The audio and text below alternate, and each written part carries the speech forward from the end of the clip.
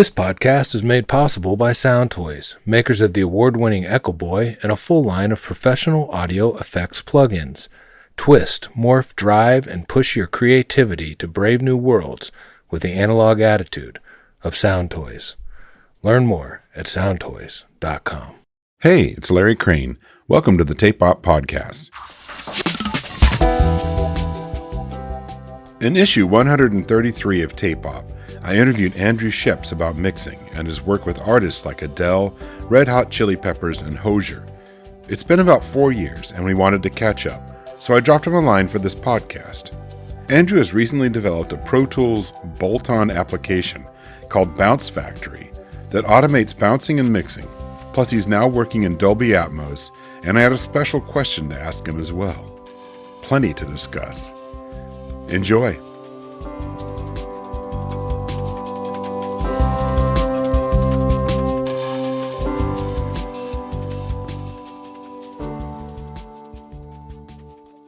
One of the biggest things we're going to be talking about today is you and software and Bounce Factory, right? Yeah, that's a thing. Wow. I was able to install this, and listeners, we will jump backwards and discuss what this is, but I was able to install this and try it, and maybe we'll mention my mistakes here later, because I know it works, but I made mistakes. My hand is up. But briefly describe, I mean, it's pretty obvious why you created this, but give us that in your own words. Well, basically, I'm always looking for ways to make my life easier. That's the first thing. And so I was a quick keys guy and then a keyboard maestro guy and things. And there were always things that they couldn't do, especially with Pro Tools. And people were telling me about SoundFlow, and for some reason, it took me a little while to actually try it. And when I tried it, my head exploded. It talks to Pro Tools in a way that nothing else on the planet does. Who created SoundFlow? It's Kristen Scheer. I can't pronounce his name. Uh-huh. He's from Denmark. Yeah. He's one of the most brilliant people I have ever met. And fortunately, because I've been so heavily involved in developing apps and things, I've gotten to deal with him quite a lot one-on-one. And he's basically given me like a master's degree in computer science by teaching me how to structure something this big, because SoundFlow itself is great for building macros and scripts to do. Basically, any workflow is just a sequence of steps. And so you can chain those steps together, and it can be smart. Then it can ask you for names of things, and it can look at menu items and that kind of thing. Right. But then when you get into an app, like Bounce Factory is this gigantic app where it's really it has to be more of like a properly developed app. It can't just be like a series of macros, because it needs to know how it just went. Yeah. And if it didn't go great, what does it do? It needs to be able to recover. And because the whole idea is like things happen while you go to the bar. So if it just caved on the first error, that would be an issue. So Christian has been amazing. And the whole community on the forums with SoundFlow is pretty incredible. It's just a bunch of like-minded geeks who make records or do post. Right. So SoundFlow, maybe to help our readers understand if they have no idea, like I did 4 days ago, SoundFlow is an app you can download to your computer, and then it will allow you to install other people's apps or macros that will do perform operations in Pro Tools, which are not inherently native operations that are available in Pro Tools. And this is like, watching it work, watching Bounce Factory work is amazing. It's like someone took over your computer. Right? Yeah, basically. Yeah, it is exactly that. It's if you had a guy who was going to come in, or a girl, come in and print all your mixes for an album. Yeah. They would do exactly what Bounce Factory does in that order. And that's how did you work that way in LA, like on consoles and way back in the 60s, whenever it was? Just kidding. Yeah, I'm pretty old. I'm not that old, though. I was unfortunately, I was around in the 60s, but I was not old enough to work. They wouldn't let me in a studio either. No. So, Yeah, I mean, it's the kind of thing where over the years I've had assistants and I haven't had assistants. And once I was mixing in the box, I had some people remotely who would print stuff for me, Right. which is great. Because, I mean, I think for anyone who makes records, especially because I don't know, the way I work now, I'm not working on one song at a time. I'm working on the whole album. So I don't really print anything until the whole album is signed off on. Yeah. Which means all of a sudden, you know, you've got this great, like, woohoo, they love the record, we're done. And now I need to print 250 mix passes because we need extensive stems because of Atmos and they want all their vocal ups and downs. And then the mastering guy's being a pain in the ass and wants one without a limiter. And, you know, you have this now couple of days of work. And basically, as soon as I got into SoundFlow, my little holy grail for myself was, I've got a very specific workflow for printing the next reference mix. I know what track it's going to go on. I know where to get the name from the session, all that kind of stuff. And so I spent a couple months automating that and finally got it to the point where I could hit one button on my Stream Deck and it would print the next version of a mix. Right. And once I saw that happen, I just thought, well, okay, that's cool. What if it printed all the versions of the mix when I was done? And so it just kept snowballing and getting bigger and bigger and bigger. And then it generalized out into, instead of being really specific to my workflow, it's basically if you use the bounce dialog, you can use Bounce Factory to bounce your mixes. Exactly. It's like for certainly many of our readers be familiar with what the bounce dialog is the page that opens up when you go to bounce to disk and finish your mix off. And it's like an overlaid from the app, overlaid on your Pro Tools session, a new version of that bounce dialog, which is incredibly deep. Like there's way more to access. Yeah, there's a lot going on. And and I think, like, as you said, you know, you made some mistakes early on. And I think there is a bit of a learning curve with it because it is so deep. And I've tried to make it intuitive, but it's impossible. There's so much going on. Like I've done a lot with color coding. So where you don't get that in Pro Tools, like you'll know if you're bouncing at the session sample rate. You'll know if you're importing. And if you're importing, you'll know you could export. And I tried to make, you know, the eye go to what's important, but it's still bouncing at the session on. Sample rate, to have that be green before you start the bounce, that I don't have to close my bounce dialog, hit Apple II, figure out what the session sample rate is, make sure, because sometimes I'll think, oh, well, we're at 96 or something, and we're not, you know. And and to be able to just hit a button that has an S on it that sets it to the session sample rate. My God. There are hundreds and hundreds of those little things, because every time something was annoying me, I'm like, well, I got to stop and write some code. And make a note. Were you making a lot of notes as you mixed and worked? And tons, I mean, tons. And I really did get to the point where if there was some, and not necessarily just in Bounce Factory, but all my SoundFlow stuff, if I did something for like the fourth time that day, prepping a session or whatever, and it was annoying me, I would just stop working and write a script to do it. And sometimes that could take me 2 days. And you think like, well, man, that thing took you no time at all to do. Just keep doing it manually. But when you can automate those things, immediately your life just gets better and you're so much more creative because you're not doing these repetitive things. And that's the whole point of SoundFlow, you know, or any of these automation apps. What I kind of equated it to, once I watched all your videos, and then I did a couple of passes of trying to get it to work, which I was successful and unsuccessful at, and definitely my fault on one of them, which is hilarious. But I equated it to when somebody finally said, hey, there's this program you can use to back up to your external hard drive when your session's over, and it just replaces the data it needs to replace. Because I've been doing bulk, overwrites of my backups, and I would take a hard drive home with me every day in my backpack because I don't want to trust that the studio's here tomorrow or whatever. And one day I was actually in London with a colleague of ours, and he said, blah, blah, blah, there's this piece of software, which no longer even works on Mac, and I've got it, and it was, $20, and it was like, oh my God, I can come home like 45 minutes earlier. Yeah. And that's how I've equated this. I set this, I don't do the kind of mixing you're talking about a lot of times. Well, there's a million options you could be doing with this, which is the versatile thing. But, vocal up, vocal down, instrumental, TV mixes with backing vocals, no lead vocal, clean mixes. There's a million, things that have to be generated on a lot of sessions.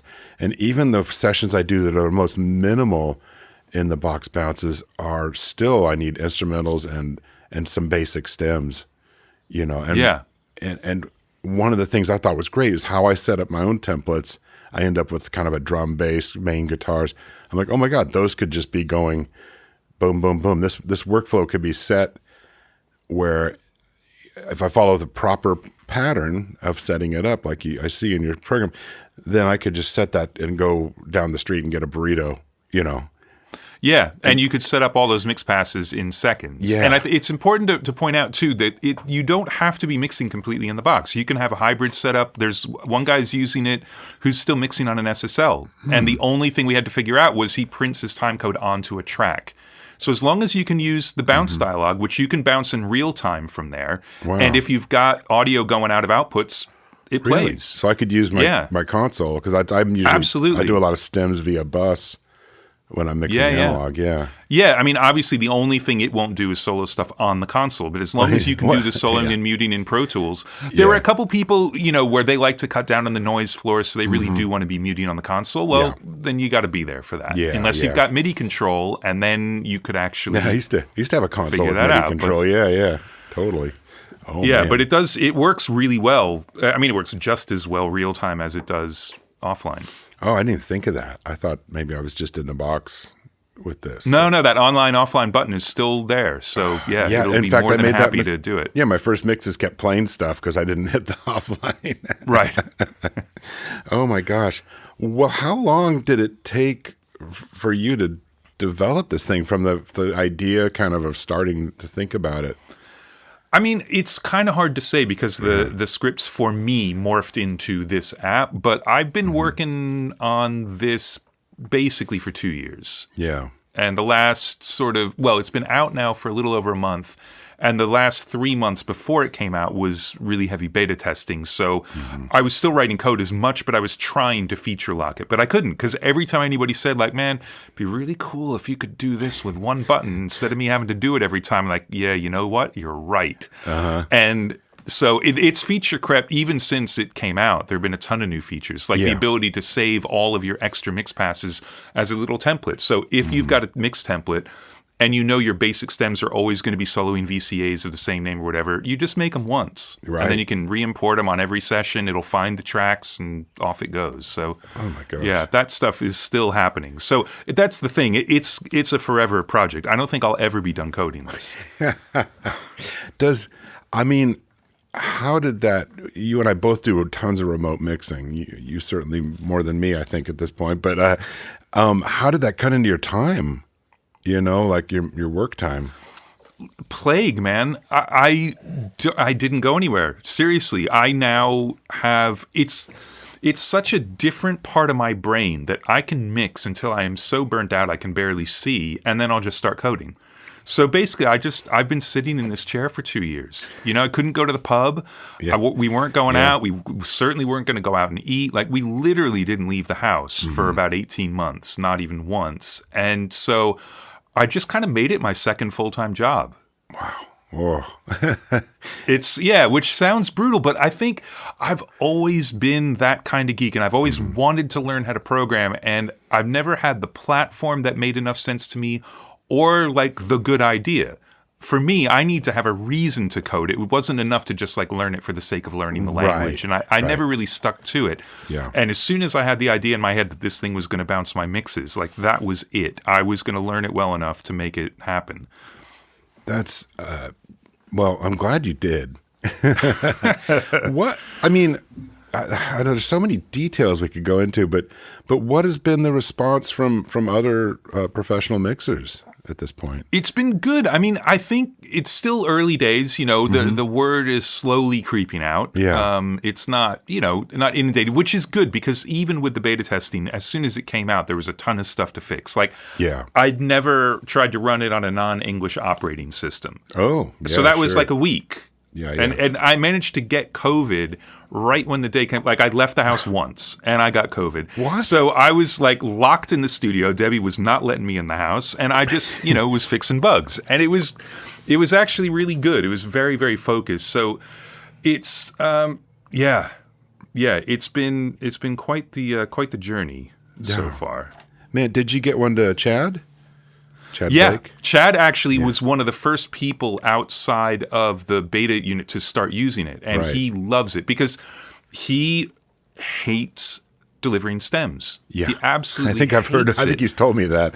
Yeah, and it's hard now because with Atmos music happening, you really can't get away with just delivering 4 or 5 stems anymore. I mean, you can, but then if they want to do Atmos versions, it's really difficult to do a good Atmos version off of limited stems like that. Yeah. And I was going to be doing Atmos versions of the Black Keys record, which he mixed. And I told him, look, man, send me the sessions because he'd mixed it all in the box. And I'll bounce the stems for you, but let me show you how I'm doing it. And I hooked him up with it, and he's been amazing, man. He's just been all over it. He gave me some great feedback. We tweaked some stuff, and now he's doing full stems for every single thing he mixes. And he's kind of going back through the last year's worth of stuff and updating things. And yeah, he's all over it. I mean, it's amazing. The one thing I think you mentioned in one of the videos was like the next. I mean, if you had 2 completely identical systems, is there a way to jump back and forth, like to get one of them going and printing and then start working on new stuff on another? Yeah, absolutely. The only issues are, first of all, the sessions obviously have to open, so you got to have 2 copies of all your plugins and all that kind of stuff. Yeah. And then the only other issue that can come up is that file paths change. But if you work on an external hard drive, that's going to have the same path no matter what Mac you ever plug it into. So you can just move that drive over and you're done. If you need to change the paths, it makes sense to set them up on the system you're going to bounce on. But that's fine. I mean, just set them up on your print rig or whatever. But there's no reason you can't go back and forth. Yeah. That's kind of amazing to think about. I mean, the difference between just freezing the studio up, basically. You know? Yeah. I mean, And well, in 2 ways, because when I was printing the Black Key stems, I was going like 25 or 30 stems per song because I wanted every guitar separate and I wanted all the background vocals separate. Yeah. Just in case there was an opportunity. Yeah. And I'd start it at night and I'd come in the morning and it wouldn't be done and just hit cancel. It knows which ones have bounced and which haven't. And then when I'd eat lunch, I'd start it up again and it'd bounce a couple, stop it again when I came back from lunch, and then start it up again when I finished for the night. That ability to pause, it's brilliant. I mean, that was one thing I noticed in the walkthrough videos and I was like, oh my God, that is the sort of thing that maybe someone that didn't actually do professional mixing would have been like, well, no, you just set it and leave and it has to keep running. Yeah, but that was the thing. Like, I needed to cancel it a couple of times. So I Yeah. thought, man, this thing needs to know that a person has clicked the cancel button. And so it does, and you can just pick up where you left off. That's amazing. I mean, because that's just, it feels like the things that, if anyone that's worked in post-production knows this feeling of like the 45-minute session bounce down for video or something. And then you're stuck. If you cancel that, you got nothing to show for And it. if you exactly, and if you save the snapshots, if someone calls up like a week later after you've printed and says, "Yeah, that's all great, but turn the hi-hat up," you can just open the sessions, and as long as you can turn the hi-hat up using something like, if you need to recall volume to print stuff because you got vocal ups and vocal downs, then use a trim plugin or like find a way to do the change, Compressor and then it'll output. just reprint everything as if nothing ever happened. Right. And that's another thing you can store. These are called snapshots, the different mix prints that you're telling the bounce factory to do. And the snapshots can be stored separately on a file with the album session or whatever it is, right? Just and the thing you can snapshot recall. is basically like a little mini save as of your session. So it knows everything about the session except the edits on the timeline. But it knows all of the inserts, all the settings, all the sends, outputs, what's active, what's not. So when you're bouncing, you just tell the app how much of that stuff do you want to recall. And if you want to override it by making changes to the session and reprinting, just tell Bounce Factory, don't recall the volume because now I've changed stuff. And they're like, okay, cool. And it'll just blow that off and just recall what you tell it to. Man. So that's why it gets so deep, because they're like sort of 3 layers of data that you can superimpose on top of your session, whatever. But once you get your head around it, it's kind of crazy how powerful the thing is. Yeah.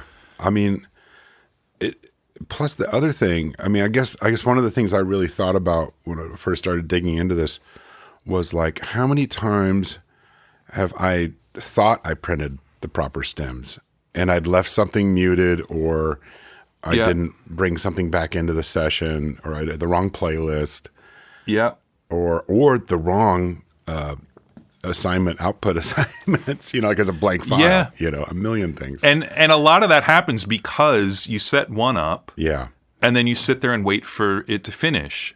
Right. And so you get bored and you're checking your email and you're on your phone. Yeah. And then all of a sudden you got to focus and know exactly where you left off so you can do the next one. And I used to make mistakes like that all the time. And now you just get this really focused hour setting up the entire record. And generally you get it right. Yeah, man. That's just so. And okay, this is the other thing. I think I know the answer to this, but our readers will want to know. Our listeners, readers, whatever they are, they're both right. They're everything. Both. They're everything. They're wonderful. anything they want to be. Basically. Exactly. See, we can all aspire and dream and reach. Anyway, I'll stop talking. The snapshots don't have to be of just the session that's currently open. It could be snapshots of the entire album, song by song, right? And then you can keep opening sessions and making snapshots and add them to the app. And the app can hold an infinite number, technically, of snapshots. And then you just tell it which ones you want to bounce when you want to bounce. And you can export them out of the app if the list is getting really messy and save them and just load them up later on or whatever you want to do. Reorder them. Yeah, and I never really keep them, but there are a lot of people using the app who save them with the session, and that way, if they ever need to recall anything, they just load it up. I don't know why I don't do that. There are people who are way more efficient using this thing than I am. They're telling you how you should be using the and they're right. They're absolutely right. Oh my god, yeah. That's too funny. Yeah, I mean, so you mentioned the black keys, like the Atmos stems, like how long does it take? Say you mix an album for stereo, but you're also printing stems. How long does it take if you set up the entire album to print a multitude? Well, I mean, we can just do the math. I mean, I'm lucky if stuff prints at sort of 1.5 real time because I got a lot of UAD stuff and that slows things down. Definitely, yeah. So if it's a 5-minute song, that's going to print in 3 minutes and change. Yeah. And then let's say there are 20 mix passes, which is pretty conservative. I mean, you got 5 to 7 just mix passes, then your stems. So 15 stems. So let's say it's 20 and it's a 12-song record. That's 240 mix passes.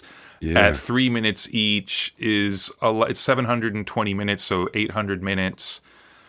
I don't know, what's that? That's a lot. I'm really good at math. No, I don't. That's let me just. That's like over. I'm saying overnight. 60. I'm saying. Yeah, overnight. it's 13 1/3 hours. Yeah. So that's. And if you had to do it, if you had to sit in front of the computer for 13 hours straight bouncing that stuff, you'd want to poke your own eyes out. But literally go away from the studio and come back and it'll text you and say hey, I just finished pass 63 out of 249 and that's brilliant. That little dialogue where you can enter your text and your email and SMS and everything. And again, that was a feature request and I thought, man, that's just going to get really annoying. And actually it's the best thing ever because otherwise you wonder if it's still going because it can mess up. Pro Tools can crash. Things can happen that will stop it. And this way, Yeah. I think that's brilliant because that way you can stay at the bar and order another pint. Exactly. It's like, dude, my mixers are printing. Yeah, a 13-hour bar visit. Oh my God, we're gonna turn a bunch of people into alcoholics if we're not careful. No, I think that's really important because one of the things it's like when you set up a backup or something at the studio and you step outside, you get your burrito, you come back and it's like disc full or something, and you could have just run back in for a minute and cleared something out, or put a different drive. Those kind of things become so frustrating and so God, how would you put it? Well, I mean, they just take up more time then. Yeah, I mean, they're soul destroying too. Yeah, because you think you finished, and now all of a sudden, the time you had allocated for something else is taken up with that, and At this point, how much of your time is spent adding more code, or do you just make notes when people would give you ideas and then sit down for a while and work on it, or is it still intermittent? It's intermittent. It's I'm a real magpie. Whatever's in front of me is what I do. Mm-hmm. So when someone files a bug report, and I get the little message from the SoundFlow forum saying someone's having trouble, I will almost invariably look immediately. And if it's something I can sort out, then I'll sort it out right then and there. Because sometimes it's just little weird stuff, or sometimes it's something to do with the way their computer is set up. Like if you run Pro Tools in full screen, that messes up all kinds of things. And so now I've gotten used to like what the errors are and some stuff like that. So, but yeah, and what it ends up being is it ends up being a little break from mixing. And then when I've done with that, then I come back. So, I mean, and I'm still working on other apps right now, and it's just become something that I do a lot, and I don't know why, but I just really enjoy it, you know. It's the both sides of the brain, you know. It's also, I think that, and you must get this too, where it's really exhausting having a job where only other people can tell you if you've been a good boy or not. Yeah. Like it's only subjective, and it only matters what other people think of your work. It doesn't matter if you think it's like the best mix you've ever done. If they hate it, it's no good.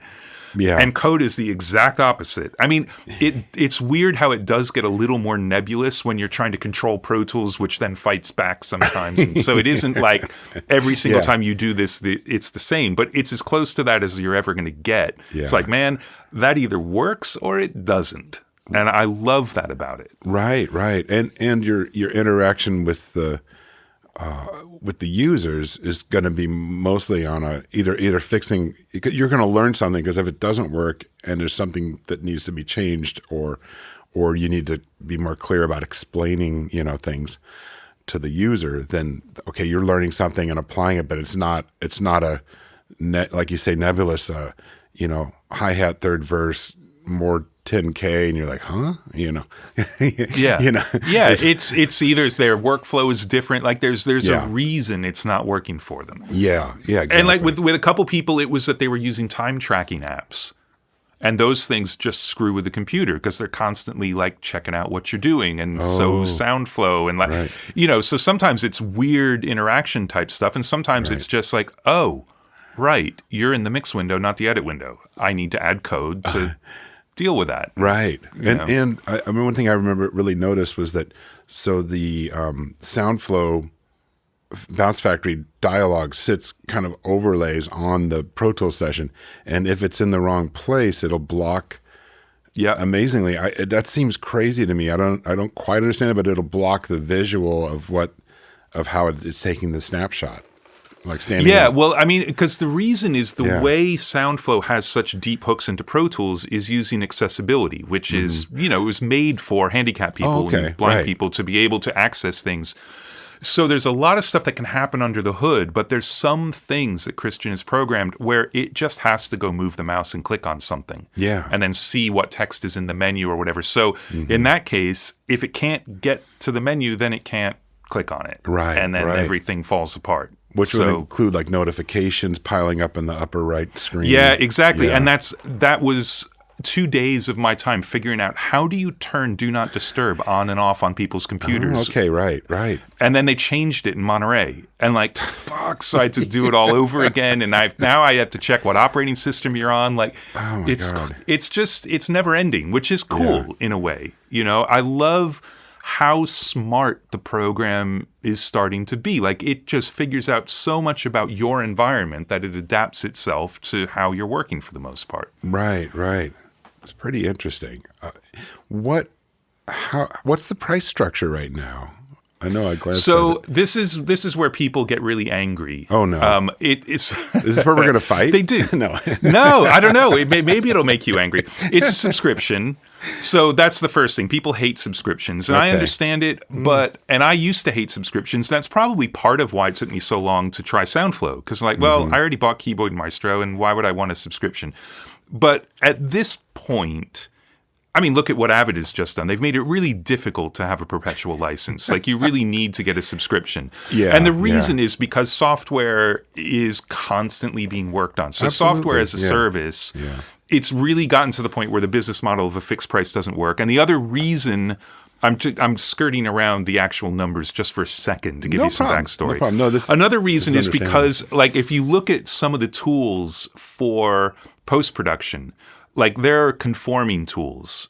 that cost thousands and thousands of dollars. And all they do is read an EDL that's been spit out of a video editor and chop up your session. And I say all. I mean, that's, it's a big process, but it's a one-trick pony. It does that thing, and it's really expensive. Yeah. And Bounce Factory is as relevant for people having to deliver for Netflix as it is for people having to deliver an album. Right. And I couldn't find a pricing point that made any sense at all, because I didn't want to make it really expensive. And then all the music guys are like, man, I can't pay $2,500 for a piece of software. Like, that's just not going to happen. Yeah.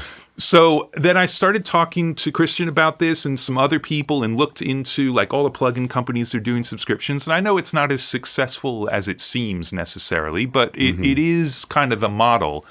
And it allows you to just constantly develop and not be like nickel and diming people for updates. And you don't want people getting stuck on old versions. And so anyway, and the fact that because I beta test Pro Tools, I'm compatible with Pro Tools on day zero. Every time they put out a new release, I've already done everything I need to do to be compatible. So when you started being able to export ADMs directly from Pro Tools, I supported it. When they recoded the entire Bounce window, it was supported, when it came out. Right. So it got me to a subscription. And okay, now I have to get to the numbers. Okay. So they're two price tiers. So you can get it, if you download the app, you get a 30-day trial of it for free. And that's fully featured. There's nothing it doesn't do for the first 30 days. Right. Then after that, you can continue on the free one. But for the free one is really just to let you try it. Like if you got it and your trial is run out, really just get in touch, and I'll probably just give you another 30 days if you haven't had a chance to check it out. Yeah. But the free one lets you make all the snapshots and set up all the mix passes so you can kind of see what it's able to do, but you can only bounce one mix at a time. Right. That's the thing. It doesn't do the batch bouncing. Right. Then there's a basic package, which is $19 a month. And what that will let you do is all of the snapshot stuff, but you can only bounce one session at a time. So you could have 150 mix passes for that session. Right. And it will bounce them all, and it will do all the exporting. So like one of the things it does is when you bounce a mix, you can import it back into the session, but not just into the clip list. You can place it on a playlist on an existing track in the session, and then you can export a copy at a totally different bit rate and sample rate and bit depth to another directory on the drive and all that kind of stuff. Yeah. So you get all of that, but it'll only do it for one session at a time. Per song, basically. Yeah. And then the Pro one is $49 a month, and that will bounce unlimited stuff, and it's the one that will email you and text you, and that's it. So I didn't want to take any other features away. So if you're mixing one song at a time, or if you're semi-pro, you're not mixing all the time, you can get the monthly subscription on the basic one and stop and start it. Like don't, if you know you're going to be tracking for the next 2 months, you can stop your subscription. Oh, okay. And then re-up it once you get into mixing. If because there are people who only mix like 4 or 5 times a year. Right. And they're doing other stuff in between or whatever. So I tried to make it as affordable as possible and pissing as few people off as possible. But man, the internet reaction to putting anything out as a subscription was, you didn't think about the prices at all. And like, dude, I haven't slept in a month thinking about these prices. Right. And so that's where it landed. There are, and whatever. I'm not going to try and justify it any more than that. But I think one of the things which is the thing you kind of have to get your head around, and as to when you start comparing it to other things that you would get, like SoundFlow itself, which is only $10 a month. And to run this, you have to have SoundFlow as well, right? And you do have to have SoundFlow, yes. Yeah. But the difference between most things that help you work is those things help you work for like 5 seconds at a time, but then you're still there working. This is literally like someone walking into your studio once a month and saying, look, give me $49. I will print every single mix while you go home. Yeah. And that's the idea of it. And I'm not trying to put assistants out of work. I know a lot of people who have bought it for their assistant because they don't want their assistant to spend their lives printing mixes. They want them doing more creative stuff and more or cleaning the studio, like prepping or doing anything, and even having their own career. Because I think a lot of us who've had assistants. The point is you hate it, but you look forward to the day when they've got their own career and they split and they go off into the world. And absolutely. So that's the really long, convoluted explanation for the pricing. Well, no, I think it's important to have these discussions because I realized a long time ago, I think I was talking to Stephen Massey with Massey plugins, and he was having to recode everything to AAX, and it's like, and nobody's giving him money. Yeah. And everyone's just complaining. It doesn't work on this yet. It doesn't work, and you're like, yeah, you bought that plugin for $60 or $25. Yeah. And he's not making money doing this work. He made the money. I think this is the curse of the plugin manufacturers and Guitar Pedal and the modular manufacturers is you set up a nice website and everybody assumes you got an office, you got employees, you're raking in the money. Yeah. And most of the time, it's someone like Steven or Colin in the early days of McDSP and they're one person sitting at home trying to make a living doing this stuff. Yeah. One really nice person. Yeah.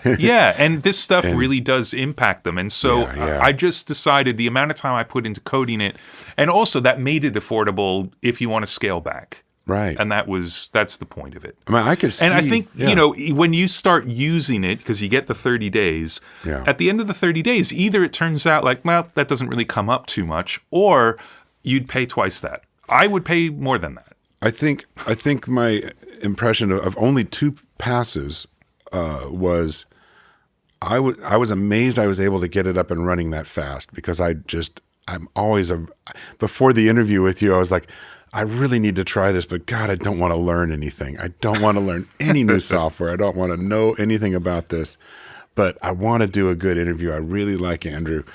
And the other thing was I do a ton of mixing, and I'm like, would this be better for me? And my impression at the end of my little trial run, or like half a day trial run, was, oh shit, I think I've got to at least buy the lower tier one.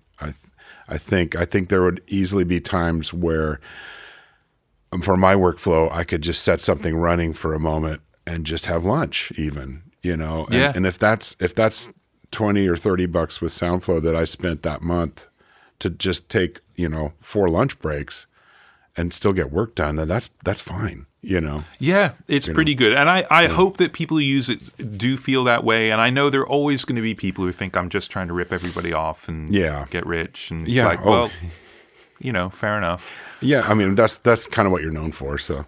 No. Yeah, exactly. That's my thing. Yeah, all those horrible mixes you send people, and everyone's really mad at you out there. No, I mean, look at it this way. When we both started in this, decades ago, there wasn't even a forum to complain. There weren't as many people involved in audio at this level. And there wasn't a way to complain unless you went to an AS show and chased, somebody down. Yeah, or a letter to the editor of Mix Magazine. Or, REP. It's just not going to happen. Yeah, totally. I mean, and, the thing, I was just talking to some clients the other day. They came by to tour the studio, and they're much younger. And I said, look, this studio is full of wonderful boutique equipment, and we've got Daking, or we've got Hamptone or Moog or whatever. I said, none of these companies, if they wanted to rip people off, they would go into some other field. They believe in what they're making, and it's the same with, 90% of the plugins out there and everything else. It generally is the same. It's like nobody's making billions off of this stuff, So no. People got to get the conspiracy theories out of their heads, Yeah, exactly. And if I'd knock this thing up in an afternoon, then it would be really, really cheap. Yeah, I've got some other apps on there, which are single price, and I think the most expensive one is $39, $49. I don't remember exactly, but and those are just because they're a thing. They do a thing. They make your life easier, but it's not doing the work for you. So it's just a different. Yeah, there's different one model. Oh my God! How much is the one that does the zero? You could have the offset counter. Oh my God! Yeah, the offset counter is good. Oh my God! That was the thing when I first started talking to Christian, and I said, I want to know about how we can do this. And he started showing me more and more about how you can write the apps and have the custom interfaces and things like that. And I'm like, okay, I'm going to make the offset counter. Like that was the first one. The bounce script was just like for me, but this was like this is the thing that will change my life. Everybody wants that. $49. Yeah, and I think it might seem abstract unless you've been in this situation, but when you've got sessions, for me, especially as a producer, when I'm making a session, our start point for a song might be at like 40 minutes because we were doing multiple takes of songs. Yeah. And then we stopped there, and I'm not going to move things around because there's playlists that would get jumbled. Exactly. So I start, here's my zero. My zero is really 4506. And then I print the mix, I send it to the clients, and they go, that cymbal crash at 103. And I'm like, where's 103? And you always go to the beginning of the song, you make a selection, and you're looking at the thing. And you have to like highlight a region and then figure out where the crash is. And I was like, when I saw I didn't even have to look I just saw the name of it. And I thought, that utility is amazing because that is such a nightmare that I run into every day. Yeah. Yeah. And that's an all day, every day thing if you're mixing. Yeah. Absolutely. I've also now, because it runs on, because SoundFlow just works on iOS and Android, so you can open it up on an iPad or Android tablet. I've actually got a friend of mine who's a composer who just uses it by giving the conductor an iPad and leaving the counter on bars and beats. He's not even offsetting. But that way, the conductor has a live counter, but they're showing time code that's offset inside the control room, because you can have as many of them open as you want. So like the applications are way past what I only thought about it for mixed notes. Like that was it. That's really, because the same here. Mixed notes is absolutely the reason for that. That's crazy. I want to jump back for a second though. I was just thinking, you mentioned post-production, and are you getting a lot of feedback from people using Bounce Factory in post? Not a lot, a little bit. I've shown it to some people, and I think the thing is, when you're working, like if you're working on a gigantic film, you'll actually spend days getting the mix templates together so that when you hit record, you're actually printing every single version that you will ever need at once. Right. It's insane the way it works. Yeah. So I think that it's going to be more of the smaller stuff and the TV stuff. Okay, yeah. Like the film stuff, when you've got multiple machines, because usually while you're mixing a film, you've got, let's say, 3 source machines and a recorder machine, if you're full-on theatrical. Yeah. It's not really going to help you with that. But what it will help you with is once you've got your recorder session, that's where you generate everything from, all the foreign language versions and all of that. So at some point, I just need to get in front of a few more people. I've shown it to a few people, and they've definitely seen like, oh, right, we could do it. But I think they kind of have to rethink their workflow to accommodate it. So they love how much time it would save them, but they'd actually have to kind of change a few things. Right. And, post-production, they're actually really busy all the time. So nobody has time to change anything. So not a lot of traction yet, but, the reception has been good. And what was good for me was it wasn't this works in totally the wrong way for us and you'd have to change it. It was more just like, we'd have to work that into our workflow, but that could be cool. Yeah, I thought that'd be pretty interesting, and like you mentioned, for different language versions, et cetera. Oh my God! There could be a time where they could set. I mean, that's just like TV and acapella. It's the same thing. Exactly. Man, outside of all this, which we just spent about 45 minutes talking about, how is your mixing career going? And how are you getting jobs that you enjoy? It's been pretty good, man. I can't complain. Yeah, I really can't. I set up for Atmos a year ago, a little over a year ago, something like that. And it was a super steep learning curve, and I'm really, really enjoying it. I love the ability to do it, but it's also, like we were talking about before, about how your mix is only as good as other people think it is. Yeah.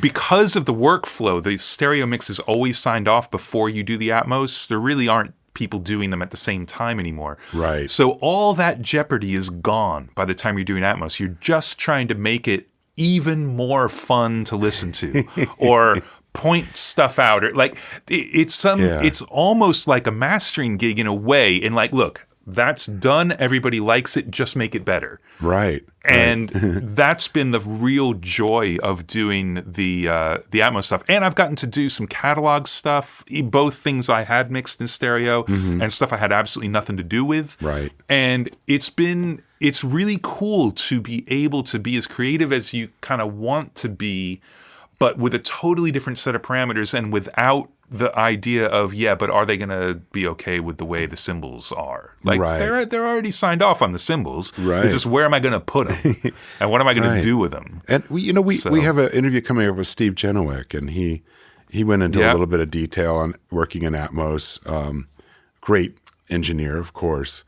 Yeah, but he's super early in the Atmos. Yeah, he's been doing it for 3.5 years, something like that. Right. He's got the jump on you guys. And one of the things that I felt fascinating was to think of it beyond surround, of course, because we're not just thinking about there's X amount of speakers. They're thinking about where is it placed, right? Exactly. Yeah. And I was like, all of a sudden I had like I was like, my brain went, so it's delivery contingent on what it's delivering to, but the placement would remain the same no matter how it's folding down or up, right? That's the whole idea of it. And obviously it works better on some systems than others. And headphones, it's all about your ability to kind of externalize things and whatever. But but the idea that you have the center, which when you listen to a regular stereo mix in headphones is like inside your head, basically. Yeah. But in Atmos, you have the listener position, and that's when it's coming out of all of the speakers at equal level, technically. And that's totally different. Right. And also just the learning curve of it and the sort of getting ideas of stuff you can do. The difference between Phantom Center and an actual center speaker is gigantic. Right. They don't sound anything like each other. No. And that was really weird because you just assume like, okay, cool. Put it in the center and like, oh, hold on, now it sounds weird. Because we're used to this sort of phasey thing that is the Phantom Center. The floating. That sounds super cool. Yeah. And then you've got Phantom everything, right? Because you've got, 16 speakers or whatever it is. So there's that, and also like, what do you want to do with reverb, and how do you want to place it? And I've got all these like weird multi-mono reverbs, so I can kind of pinpoint where the reverb is going to be, and it may have nothing to do with where the source is. Right. So you can start building these relationships of like front right to back left, which is totally different from front right to back right. Sure. Totally different from front right to top right. Like it's mind-boggling, and you can definitely go down the rabbit hole. How do you see things in that realm? One of the things I took away from Steve's discussion was really like compression and limiting are a whole different ballgame. It's not like you slap something on the master bus for Atmos. Yeah. And how do you work with things like parallel compression on drums and things like that? Well, you bake it in. That's the thing, you work from stems. Even the stuff that I've mixed in stereo, I go back. Like I did the 2 Hozier records, and I started by opening up those mixes, and I'd spent weeks making myself an Atmos version of my stereo mix template. It took forever to figure out how to key things and split things out. And so some stuff was going to be 5.1 on its way to being 7.1.2 on its way to being 9.1.4, and it was so complicated, and I started doing it, and things started to change and fall apart, and that's no good. And I went back to those sessions and printed like extensive stems. That was another one where I wanted all the backgrounds separate. Yeah. Because Andrew builds these incredible layers of like Leslie background vocals, and I knew this needs to be a choir in a circle around you that rotates. So I need 14 stems of background vocals and all this kind of thing. But I do it all from stems, and that way that's taken care of. And the only thing, if you get a good set of stems, the only thing you've got to do is kind of recreate the mess that happened in mastering, bringing up the stereo mix to whatever level it ended up being. And usually I've found it's really just about the transients. It's about getting the limiter artifacts onto the transients, because otherwise it's like the drums are too punchy. Right. And it doesn't, and then that changes the groove. And that's no good. So other than that, though, everything is baked into the stems. So I don't really have to worry about it too much. Right. That makes sense. Man, how many speakers do you have set up for your Atmos in your room now? It's 914. Yeah. So I've got 9 around me, and then 4 above, and then the sub. Jesus. Do you ever just like, Yeah. do you pull up other people's Atmos mixes just to see how Yeah. they're... Yeah, what they're doing? and you get so much inspiration from it because like you think you're doing something cool and then you pull something else up and you're like, oh, wait a minute. Like, like have you ever had something just come out there and like, well, I haven't, but I should. And then because it's like when you learn to mix in stereo, there are so many things that now we just do intuitively that we had to learn. Yeah. Like, how do you share the low end and I mean, panning in stereo is a huge deal. Yeah. How do you deal with the soundscape? Do you want to do LCR? Do you like stuff in between? Right. Is it cool to have stuff outside the speakers? And so it's just that times a million, with a completely different tool set. Wow. So it was really scary. I mean, the first Atmos mixes I did, it felt like the first time I was ever left alone, like in an SSL room to mix without an assistant, and I had no clue what I was doing. It was like that. Yeah. Like completely starting from scratch again. But obviously, you catch up a little faster. Right. I assume you'd done surround mixes, when was that craze? 10 years ago? Not really. No? Not really. No, I think I did like one or two. I got to work on a Fabulous Thunderbirds DVD with Ed Cherney, which was amazing. Oh, fun. Yeah. But that was very much like it was a live concert. So it was just build the back wall with ambience and crowd and stuff like that, and then just mix. So so it was definitely not a stereo mix, but it was sort of treated like one. Yeah, coming from the stage. I mean, you always kind of want to keep that. Yeah, integrity. exactly. And so I didn't do that much. No. Yeah. Wow. So this is a big jump into this fresh world for you. But it's so much fun. It really is. Wow. That's I want to. When the last Damn Show in 2020, Michael Romanowski was like, come back tomorrow. I want to play you a bunch of stuff. And he was in a room. And that night I came down with a viral infection in my intestines and I had to leave. Wow. I had to stay in bed for a couple of days and then fly home and go to the doctor and all this stuff. And I was so bummed because this was really like the first time. It's like, that's like almost 3 years ago. Right. And I was like, this is the first time 2.5 years ago that I would have really I heard just a little bit of choral stuff or something he had up. And I was like, that's pretty cool, Yeah, that's when PMC had that booth. In the back room. Crazy, that room. Yes. Yeah, the Atmos room built out of all large PMCs, and it was insane. Yeah, it sounded, I just heard a little bit of some choral stuff and maybe some organs or something. I can't remember. Classical. And it was just like, oh gosh. And then he's like, come back tomorrow. We'll sit and, And then I got sick. I'm like, God damn it. And I just, it's interesting. We get a lot of questions about Atmos, and they're like, write a feature about it. I'm like, how kind of, it's just going to have to become a topic in our discussions. It is. And there's so many different layers to it. Like we haven't talked about the whole, the fact that most people are going to listen to it in headphones. And let's not even go down that rabbit hole because it is a rabbit hole and whatever. But there's so many aspects to it that have nothing to do with each other, but it's an exciting thing. And what I'm really looking forward to is when the equipment manufacturers catch up and start making cheaper things that are easy for people to set up at home, and people start listening to it more on speakers. And there are more cars that are doing it and things like that. And I think that's when it's going to be really fun. Yeah, I think you're right. I mean, because it really has to become something that's just more prevalent. A lot and more. Also, bands have to start, producing for it. Yeah, I mean, it's people are doing their arrangements for stereo. Mm-hmm.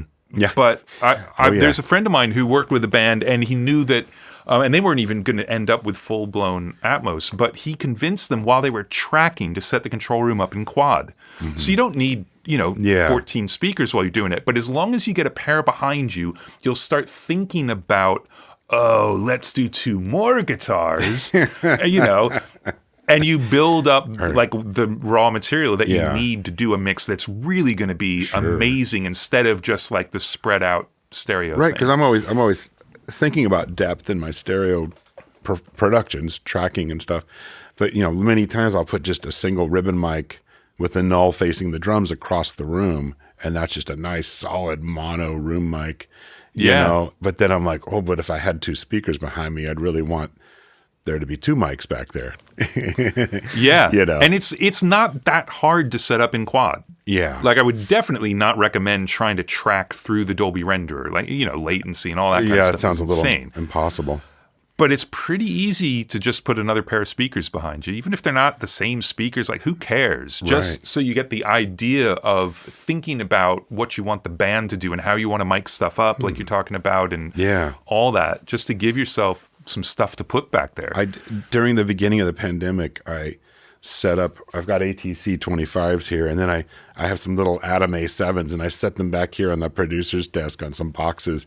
And I had a bunch of the Pink Floyd immersive reissues, had a lot of James Guthrie and original quad mixes so James Guthrie mixes in surround, and then quad mixes from like Alan Parsons and Brian Humphreys. And so I'm listening to all this Pink Floyd, like going, I've never even heard that little sound so clear. Like, and it was just really fun to sit and listen in the middle and work on tape op and listen to quad. Yeah, and some of those albums were produced for quad. You certainly feel that on like I Wish You Were Here, Yeah. Oh my gosh. Yeah. It's just, there's a very layered, textured record with all those synth layers that they had to do to get polyphonic. And just the journey through those gigantic doors at the beginning, like, Right? Or the ping-ponging bass on Welcome to the Machine too. Yeah. It's bouncing around, or the money, the coin loop on Money moves around the speakers in a really weird pattern because it's 7/8. Yeah. No, it's just fun to, I think, we go back and forth at tape op. We go, is Atmos a fad? Was surround a fad? It kind of was, right? For rock music and stuff, especially, kind of came and went. But is Atmos a fad? And we're like, I don't think it's as much of a fad. This is going to be something, if it gets immersed, we're going to be dealing with it. Because I think what it's got is, like, when mono was king and stereo came out, everyone thought stereo was a gimmick. Yeah. Totally a gimmick. It was a marketing gimmick for the U.S. labels. That's why there are stereo versions of those Beatles records. Like, total gimmick. Yeah. Who's going to get two speakers? But we had 2 years, and then when headphones happened, like, it all made sense. And I think the binaural or Apple Spatial version of the Atmos is what gives this some legs. People can listen to it. And it's why Quad and 5.1 just didn't happen, because people couldn't set the speakers up. Oh, yeah. It just wasn't going to happen. I heard, as a kid in the 70s, like, I was born in 63, so like as a kid in the 70s, I remember going to another kid's house, and his dad had a stereo with a joystick. Instead of a balance knob going left, right, it was a joystick, and he had, I think it was Enoch Light. Does that sound? Remember those records? Oh my gosh, they were quad records, and I remember playing the quad records, or maybe they were even reels, and then hearing stuff flying, in different parts of the room. There was like a family room or something set up with the 4 speakers in the corners, and and it was like, wow, and that's the only house I was ever in where I heard quad. Exactly. When it was supposed to be big, I don't think I was ever in a house with quad. Yeah. I don't think it ever happened. Yeah, right? Yeah. And I don't think I was ever really in anyone's home theater that was set up for 5.1 music. Because, of course, that was one of the reasons it died a death, is that the 5.1 music setup was totally different from the 5.1 theatrical setup. Right. So nobody's room was set up properly for music, because, of course, you set it up for movies. Yeah. Everyone wanted to watch Star Wars, You want the spaceships to fly behind you. Exactly. We've got these are about an hour, and so I've got one last question. Actually, and I thought it'd be fun to ask you. So I made a call on Twitter. I said, I don't have a lot of things for the letters section in an upcoming issue. And people sent me some ideas or questions to answer and stuff like that for the letters section in Tape Op. One of the letters I can't answer. And I think this is going to be a good one. You're going to have to answer it. And I should have had it called up here. But basically, the question is, the writer is presuming, he says that analog summing has more width, and what that he's presuming this. I'm saying, because I always go, are you sure? But if analog summing has more width, what can we do in the box to also achieve this sort of effect of analog summing in this era. And there's obviously kind of a misnomer of like, are you sure that there is width? Well, I think, okay, so let's do that. It would be easy to, so we could have the analog versus digital discussion, but I refuse to have it. No, let's not even go there. So I'm not taking you there. Let's say that width, we're going to say, is sort of a subjective way that this person is describing what they like about the analog summing. Yeah. So cool. They like analog summing better than digital summing. They're perceiving it as something they're going to call width. But let's just talk about what are the differences between analog summing and digital summing. Mm-hmm. And let's go all the way down to like passive analog summing, because then you're not into amplifiers except at the very end of the chain, whatever. Right. You're just like a resistor network and things like that. Right, like the roll music fulcrum or something. And to be fair, I actually did some tests with, it was some guys at Avid actually before Heat happened, where I had my 8068 and was just convinced, like, look, there's something going on and it's magic. And like, all right, we're going to do some tests. And so we had stuff tweaked out to like within 1/10 of a dB. And when I wasn't driving the console very hard at all, could not tell the difference. Right. It really did sound the same. It phased completely. It was impossible. As soon as you started to drive it though, then it was like night and day.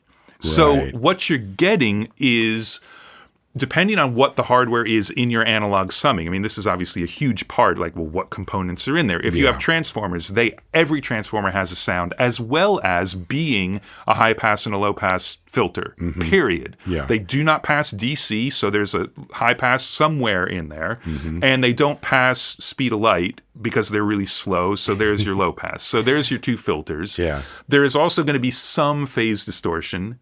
Right. Then resistors don't all pass speed of light. You know, they're not perfect. So it's basically filtering, which can be a function of either the summing network itself or the transformers on the way in or the way out. Yeah. You're going to have harmonic distortion as you start to push your levels. Yeah. And if you've got active summing, or it's just that you got passive summing, but then those always need amplifiers, right? You take passive summers into mic pre's to bring them up. It has to be regained. Again. Yeah.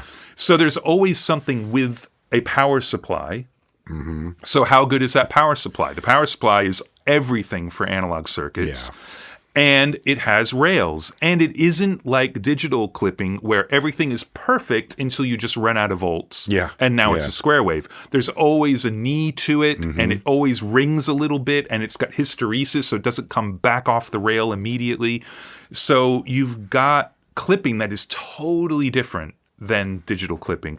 So the point is, all of these things are things that you have no control over. There is no knob for any of that with analog summing. Yeah. None of it, but you get it. And if you like that, then you're going to perceive it as whether, I mean, you know, why would it be width? I don't know. Right. Because technically, if you pan something hard left and there is nothing on the right, well, that's as wide left as you can possibly go. And within reason on any analog summer or digital summer, that's what you're going to get. Yeah. Right? There's no crosstalk or whatever. But as you start to push things, especially if you've got a cheaper power supply and an analog piece of gear, there will be crosstalk because the supply is going to start caving. Sagging. It's like the awesome sound of the, you know, dying 9-volt battery in a fuzz pedal. Yeah. It's the best thing ever when it sags. Yeah. But that's all part of it. So that's my answer. So if you want to recreate what you like about analog summing, don't look at the summing at all. Look at the artifacts that you're getting and look at distortion plugins, look at preamp modeling plugins, look at very, very soft limiters where you have super control over the knee. Right. And look at filters. That's huge. Right. It is. I can't tell you how huge it is. Well, let me tell you how huge it is. I'll make this an even longer answer than you wanted. When we were working on Omnichannel, I wanted to, there are a lot of the EQ bands on that EQ that I wanted to start life being like a certain EQ. So I wanted to start with a model and then I wanted to go nuts with it. But I wanted to begin with a character to know where I was starting. There was one band in the mid-range that I wanted to sound like a 560, API 560, the graphic EQ. Grading. Where when you push up the way those work, as you push up the sliders, the cue gets tighter. So it's basically like an equal power EQ. So if you add more gain at a certain frequency, you add less at the frequencies around it to try and make it so you don't overload the output as part of it. But it's also just the way it sounds. So it's that, but I wanted the slider above and below that slider pushed up halfway. So you get this weird like stepped bell. And as you go tighter, the steps become more prominent, but you're always keeping this kind of wider bell with a really weird shape to it. Yeah. So anyway, we set up a hardware 560, and then they had their emulation of the 560. And we had an audio precision. I mean, we were not like, just trust your ears. Like, let's get it so that they superimpose perfectly, and now let's listen. We were zoomed in on the mid-range, superimposed perfectly, and I could find the hardware 560 every single time. Yeah. No question. Like, I didn't even need to listen more than once. Like, that's the hardware, that's the software. Couldn't figure it out. Finally, we reset the audio precision, thinking like, well, if we restart this thing, maybe it's not measuring properly. Maybe it's actually showing us channel 2 twice or something because it doesn't match up. And when we did that, it reset the zoom because we were just looking at the mid-range. Right. And we realized that because the hardware had a low pass at, I don't know, like, 25K, and the high pass was at 10 hertz or something like that.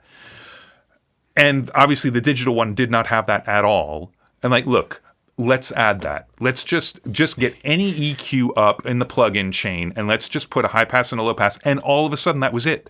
Really? And it was like magic. Like we're zeroing in listening to 2.5K or something like that. But the high pass and low pass completely changed the way it felt. And that's the kind of weird nebulous stuff that people use to describe why they like analog stuff over digital stuff. Right, yeah. Because there are artifacts in every analog circuit. Yes, yeah. And there are no artifacts in every digital equation unless you put them in yourself. Right, so anyway, blah, that's blah, a good blah, answer. blah. No. Shut the man up. I mean, that's, on most of my in-the-box mixes, I use the UAD's dangerous Baxendal EQ, and I do the outside filters on that, and just because when we worked on, I'm looking at my tape decks. When we worked on tape, it would kind of do that filtering for us. Yeah, absolutely. You can't record 50K, and you can't record DC. It's impossible. So I've always kind of done that for my in the box mixes as part of the. I don't do much on the mix buses. I'm very, very, very light-handed. But I'll do that in the precision limiter in UAD as well, and it's just this nice little finishing, simple. I've already made a mix that has no overs going to the left, right, nothing. And it always just kind of helps. I think cleaning up those filters. But I think like it's so easy to get enamored of analog gear, especially the gear you don't own. Right, everybody's like always lusting after the next piece of analog gear, and like Fairchilds. No one's going to sell their car to buy a Fairchild anymore because we can't afford it. But they are analog circuits, therefore they are knowable because it is physics. Yeah. That's all there is. There's nothing else in these boxes except electronic components that do things to electrons as they pass through them. Yeah. The thing is that they don't do it perfectly, and they don't do it necessarily 100% repeatedly. So that's the chaos that everybody loves, but you can't treat it like it's magic, because then you start just assuming analog's better than digital and there's nothing you can ever do about it. And that's not true. No. It just isn't. And personally, I love having control over all the chaos and the harmonic distortion and the filtering, and I put it in where I need it. But it took me years to kind of get good at it. Yeah. When you used to just get it all for free, and like you deal with the artifacts that you didn't like. Yeah. So. Oh yeah. Anyway, man, I'm with you 100%. I think that it's hard to explain that stuff to someone who hasn't had a wider breadth of experiences in recording. Yeah, and look, anybody who says you can't mix in the box, just go listen to Chad Blake and Serban. Those two guys are nothing like each other, and they've both been in the box for years. Right. Serban longer than anybody, really. Yeah, especially for really mainstream, wide appeal, widely heard music that that sounds proper. Yeah, and Chad is Yeah. almost the polar opposite of that in some ways, but amazing mixes still. And he's the reason when I was transitioning into the box that I just got over myself. Yeah. Like, man, if he can do what he's doing, it's possible. I can figure it out. Now, I still go back and forth. I mean, I've tried to have like different mixing tiers, and it's a different day if I mix externally in analog. Yeah. It's a different day. It's a different workflow. It takes up a lot more of my time. So it's going to just have to cost a little more, but I still do it. But I'm sure there are times though when you're in the room and you're working on a mix that's in the box, and you just think like, man, I would kill this on the desk right now because it's a totally different workflow and a mindset. It is. And that's what it is. And if I would never advocate for anybody to mix any particular way. But Sure. I also won't allow people to say that one workflow is necessarily inferior. Like, it's just not true. I had a session, I think it was last year, and it was with a really interesting band from Nashville, and musically, like really, not mainstream or anything, but just really cool sounding. And I did a mix in the box, and they were like, yeah, I mean, it's okay, and I said, you know what? Let's pick a date. Let's do this in the analog realm, and you guys be ready to sign off on it. And we did it all on the console, and I was able to just go so much. It was more of my mindset than the equipment, but the console. I was, as you mentioned earlier, I was pushing the Rupert Neve Designs 5088 very hard. Meters clicking like crazy. All the input transformers getting pumped. With the signal, the drums and things coming in. And as you say, and as I know and I hear, it's changing the audio, and it just gave it this glue and this thing. They actually told me, like, can you ease up on all that bus compression? And I said, there is no bus compression. This is the console, and that's what it's the console folding up, and that's a good thing. Yeah, sometimes. I was like, if I back off what I'm feeding the console, it's going to change how everything feels. Yeah. So either and to kind of come full circle with the whole workflow side of that, where I'm sure when you're on the console, it's just super fast because there's a knob for everything, and they do what they do. And for me, that's what SoundFlow has managed to do, is that every annoying part of the digital workflow is no longer annoying. It's a button on my Stream Deck or a key command, and it's like all that stuff is gone. Yeah. And I feel like I'm moving as fast as I would on a console now, which I never did before. Right. And I was fine with it, but it's not like it bugged me. But now to have that stuff stripped away has really just made me feel better about the process when I'm mixing. I just enjoy it more. I think you just capped our interview. I'm always looking for that in the magazine and podcast. No, that's beautiful, man. And it's always so great to talk to you. I'm so glad that we've gotten to be in touch over the last number of years, and really appreciate your thoughts and insight, and this Bounce Factory just kind of blows my mind. It's something that I think a lot of us were dreaming and hoping and kind of assumed maybe Avid would never really invest in, because it's, they're trying to do a lot of things with Pro Tools. Yeah. There's a lot. Yeah. There's a lot of different applications and things to cover with a product like that. And the thing that's really cool is Avid, instead of seeing it as, I don't know, certainly not competition, but like they're actually really excited about it. Right. Because first of all, it helps people like Pro Tools, because, people say, oh, Cubase and Reaper have done that for years or whatever. Right, those kind of stories. But it's also, they don't ever have to think about adding resources into something that inherently, this thing is outside of the Pro Tools session. Yeah. But that's not the way Pro Tools works. So this would be another app. Like, it's not what they do. Right, totally. So, no, I think that's great. And I've long held a theory that the recording software is going to become more modular, if that makes sense. That you would be able to buy, like, I want just say someone wanted a version of Pro Tools that just recorded tracks and played them back like a tape deck. Like I think we'll start to see a change of how software works, becoming less feature rich, but more you can bolt things on. as you've done Well, here. and I think, the communication between parts of it is starting to happen more too, because almost all the plugin manufacturers are using Juice, so they've got common APIs that they don't have to maintain. They're done by, that company. And there's a lot of interaction, and also the way a lot of the recording tools, like all the mix review type of things they have where you upload your track and the comments happen and can be imported as markers. They're all these like meta apps that are starting to happen that talk to each other or talk to other things. And it's pretty cool. It's pretty creative stuff. It's going to be an interesting future. It is. And maybe we can become more creative and enjoy our workflow better. That is the whole point, man. Because when this becomes work, that's bad. Yeah, I know. I still love listening to music, and I come down here. Mixing the worst song in the world is still better than washing dishes. I will tell you that. Yeah, we're very, very lucky. I've done both. Awesome, man. Well, thank you so much. Thanks for having me. Thanks for listening. Find us online at tapeop.com, Facebook, Twitter, and Instagram. Until next time.